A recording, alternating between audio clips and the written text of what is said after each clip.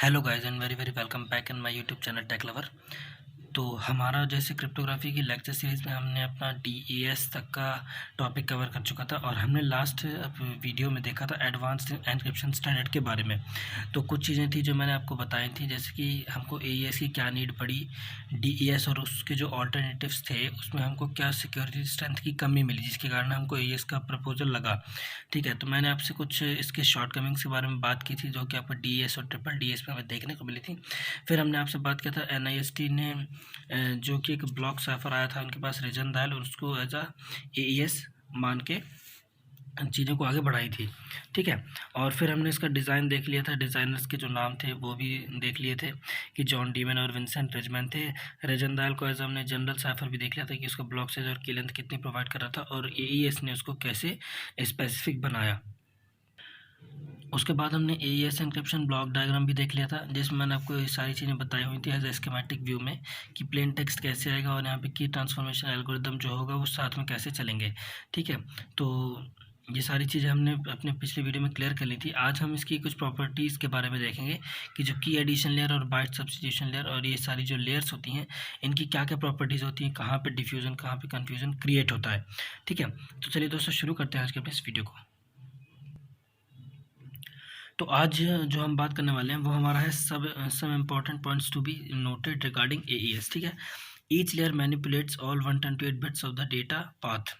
ठीक है, हर एक लेयर जो होगी वो क्या करेगी, 128 बिट का ब्लॉक साइफर। ये तो आपको क्लियर हो गया होगा कि AES जो है हमारा एडवांस एन्क्रिप्शन स्टैंडर्ड वो एक 128 बिट ब्लॉक साइफर है जिसमें हम 128 बिट के ब्लॉक साइज का यूज़ करते हैं डेटा को एक बार में एनक्रिप्ट करने के लिए।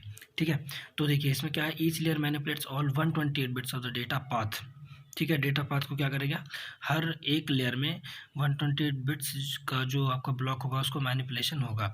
Data path is also refer to as the state of algorithm. Data path को हम स्टेट ऑफ द एल्गोरिदम भी कहते हैं। स्टेट ऑफ द एल्गोरिदम से मतलब है कि वो एल्गोरिदम एक पर्टिकुलर टाइम पे किस स्टेट पे है।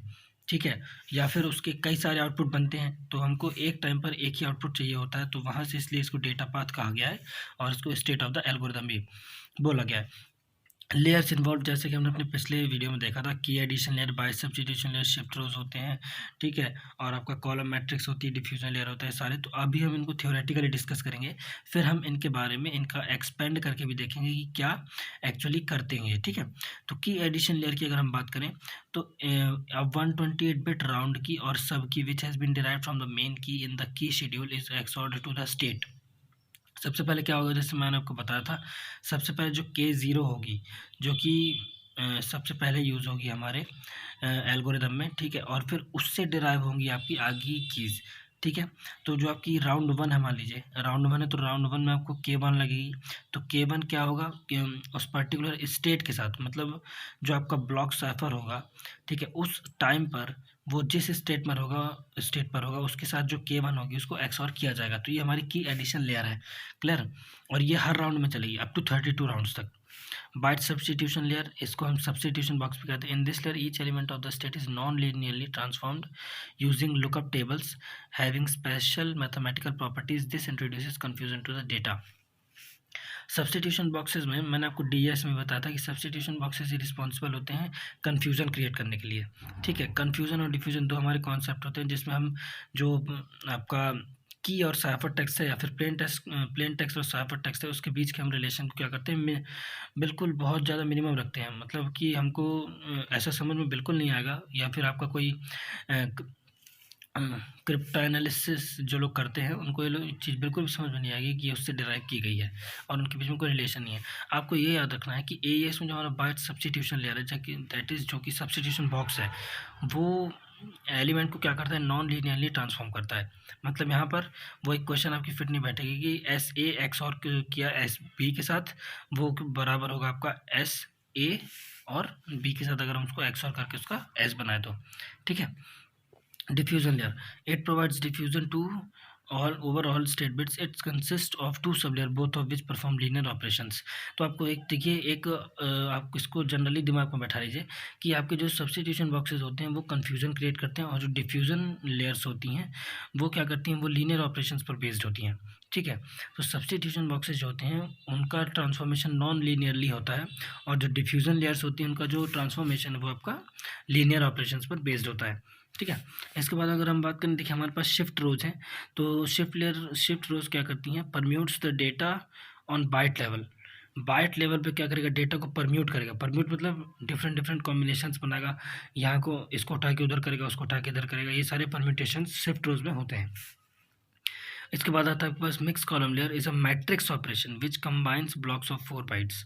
ठीक है। अब देखिए शिफ्ट रोज जो है वो रोज पर बेस्ड है, आपका रोज में डेटा को मैनिपुलेशन होगा, परम्यूट होगा। ठीक है। उसके बाद मिक्स कॉलम लेयर जो होगी ये एक मैट्रिक्स ऑपरेशन है। अभी हम इसके बारे में आपसे डिस्कस करेंगे आगे कि मैट्रिक्स ऑपरेशन कैसे यहाँ पर लगाया जाता है, जिसमें कि ब्लॉक्स ऑफ 4 बाइट्स को कंबाइन किया जाता है। ठीक है। नेक्स्ट आता है हमारा Galois fields. Computations are needed for all operation within the AES layers. Galois field से एक मैथमेटिकल कॉन्सेप्ट है आपका, जिसमें गैलोइस फील्ड के बारे में पढ़ाया जाता है कि कैसे जो नंबर्स होते हैं, ठीक है, उसको हम फील्ड में दोबारा से मतलब उनका ऑपरेशन करके हम विद इन द सेट ही हम वो चीज़ लेकर आ जाते हैं। तो फील्ड है ना, फील्ड की बात हो रही है यहाँ पे। तो गैलोइस फील्ड में इस तरह की कंप्यूटेशंस जो हैं वो सारे ऑपरेशंस जो हमको इसमें परफॉर्म करने होते हैं उसके लिए हमको इनकी ज़रूरत पड़ती है। तो आप इतना चीज़ें याद रखिएगा कि क्या क्या है यहाँ पर, कि एडिशन लेयर है, बाइट सब्स्टिट्यूशन लेयर जिनको हम एस बॉक्स भी कहते हैं, उसके बाद आपका डिफ्यूज़न लेयर है, एंड देन आपका shift rows and mix column layers है, एंड आपका गैलोइस फील्ड्स है। तो इतना चीज़ आपको जनरली याद रखनी कि एईएस में इतनी सारी चीज़ें यूज़ होती हैं। ठीक है। ये फ्रेंड्स आप लोग यहाँ पर देख सकते हैं कि ये मैंने इंटरनल स्ट्रक्चर ऑफ एईएस आपको यहाँ पे डायग्रामेटिकली दिखाया है। सबसे पहले देखिए क्या होगा, जो हमारा ब्लॉक होगा उसमें आपकी टोटल बिट्स 128 बिट का ब्लॉक साइफर है। तो यहाँ पे आपके 8 बिट्स के ये आपके पास 16 ब्लॉक हो जाएंगे। ठीक है। तो 1 2 3 4 और यहाँ पे A15 तक जाएगा तो आपके पास 16 ब्लॉक्स हो जाएंगे, और जो कि आपके 8 बिट्स के होंगे। क्लियर है। तो इस तरह से उनका डिवीज़न हो जाएगा। ठीक है। चार चार ब्लॉक्स आपके इधर, 4 ब्लॉक्स इधर, 4 ब्लॉक्स इधर और 4 ब्लॉक्स इधर, टोटल मिला के आपके 128 बिट्स हो गए। इसके बाद देखिए ये जो 8 बिट्स होंगे ये आपके अलग अलग सब्स्टिट्यूशन बॉक्सेस में जाएंगे, एस बॉक्स में। ठीक है। जैसे कि आपका जो A0 होगा वो सब्स्टिट्यूशन बॉक्स से पास होने के बाद आपका B0 प्रोड्यूस करेगा। A1 सब्स्टिट्यूशन बॉक्स में पास होने के बाद आपका B1 प्रोड्यूस करेगा। A2 आपका सब्स्टिट्यूशन बॉक्स में पास होने के बाद B2 प्रोड्यूस करेगा। इसी तरह से आपके B15 तक क्रिएट हो जाएंगे। ये हमारी बाइट सब्स्टिट्यूशन लेयर है, एस बॉक्स जो है यहाँ पे आपका जो है वो क्या क्रिएट होगा, कन्फ्यूज़न। ठीक है। कन्फ्यूज़न क्रिएट होगा, आपको ये चीज़ याद रखनी है, यहाँ पे आपका कन्फ्यूज़न क्रिएट होगा। इसके बाद ये ऐसे ही देखिए हमको यहाँ पे फिर 16 ब्लॉक मिल गए जिसमें 8 बिट्स हैं आपकी। तो इस तरह से अब यहाँ पे जो होगा ये रो शिफ्ट होगी, ज़रा ध्यान दीजिएगा, रो शिफ्ट होगी। ये एक रो बन गई पूरी, अगर हम देखें तो एक रो है। ठीक है। फिर ये जो हम यहाँ पे नई रो हमारी बनेगी, आप यहाँ पे देख सकते हैं ये वाली। तो इसमें क्या होगा, ये देखिए मैंने यहाँ पे अलग अलग एरोज बनाए हुए हैं कि ये B0 है वो फर्स्ट वाले बॉक्स में जाएगा, और फिर उसके बाद आपका B5 जो है वो फर्स्ट में जाएगा। फिर आपका देखिए यहाँ से B11 आया हुआ है। तो इस तरह से अलग अलग मतलब इसका परम्यूट होगा, ये एक पर्टिकुलर रूल के अकॉर्डिंग होता है जो कि पहले से फिक्स होता है कि कौन सा एलिमेंट किस बॉक्स में जाएगा। ठीक है। तो इस तरह से ये रोज़ की शिफ्टिंग होती है, आप यहाँ पे देख सकते हैं, यहाँ पे एरो बनाया हुआ है मैंने। ठीक है। तो इनकी B0 और से B15 तक ये हम इसको परम्यूट करके एक पर्टिकुलर कॉम्बिनेशन के अकॉर्डिंग यहाँ पे भेजते हैं। यहाँ पे किसी भी तरह का कोई वो बिट्स का मैनिपुलेशन नहीं होता है। ठीक है। यहाँ पे हम ब्लॉक्स की शिफ्टिंग करते हैं, ये जैसे B0 ब्लॉक है, B1 ब्लॉक है, B2 ब्लॉक है, B3 ब्लॉक। ठीक है। इनकी शिफ्ट करते हैं, छोटे छोटे जो एलिमेंट्स हैं उनकी। इसके बाद आप देख सकते हैं, क्योंकि देखिए ये जो आपका पूरा ब्लॉक है ये आपके 4 एलिमेंट्स को कंसिस्ट कर रहा है। यहाँ पे देखिए 1 एरो, 2 एरो, 3 एरो और 4 एरो। तो ये 4 एरो क्या आपको दिखा रहे हैं, 4 एलिमेंट्स को। ठीक है। इसके बाद ये 4 एलिमेंट्स जो होंगे देखिए ये इस तरह से आउटपुट प्रोड्यूस करेंगे। मतलब जो पहला होगा वो C0 हो जाएगा, जो दूसरा होगा वो C1 हो जाएगा, जो तीसरा होगा वो C2 हो जाएगा, जो चौथा होगा वो C3 हो जाएगा। ऐसे ही हमारा C15 मतलब 16 एलिमेंट्स हमारे पास मिलेंगे। ठीक है। तो यहाँ से जो हमको ये वाला आउटपुट मिलेगा, यहाँ पे मिक्स कॉलम ऑपरेशन लगेगा। इसके बाद जो यहाँ से पूरा हमको डेटा एक मैनिपुलेट होकर 128 बिट का हमको जो आउटपुट मिलेगा, आप यहाँ पे लिख लीजिए 128 बिट का जो आउटपुट हमको मिलेगा। ठीक है। तो यहाँ पे जो आएगा उसको हम ये हमारा फर्स्ट राउंड है, ये हमारा पूरा जो फर्स्ट राउंड में इतनी सारी चीज़ें होंगी, तो आप इसको लिख दीजिए यहाँ पे कि आपका फर्स्ट राउंड है, ठीक है, फर्स्ट राउंड है। तो फर्स्ट राउंड में ये सारी चीज़ें होंगी, उसके बाद जो हमको 128 बिट का आउटपुट मिलेगा उसको हम उस राउंड की के साथ, मतलब K1 के साथ क्या करेंगे, XOR कर देंगे, ठीक है। यहाँ पे आपका ये आपकी की एडिशन लेयर होगी, ठीक है, की एडिशन लेयर होगी। तो यहाँ से जो हमारा पहला राउंड होगा वो कंप्लीट होगा, जैसे कि K1 आपकी यूज़ हो जाएगी और आपका जो 128 बिट का आउटपुट आपको इधर से मिलेगा वो XOR किया जाएगा की के साथ, ठीक है। तो आपको यहाँ से जो आउटपुट मिलेगा वो ही हमारा एक्चुअल होगा, एक पर्टिकुलर राउंड का जो हमको आउटपुट मिलेगा इस हमारे AES एन्क्रिप्शन एल्गोरिथम में।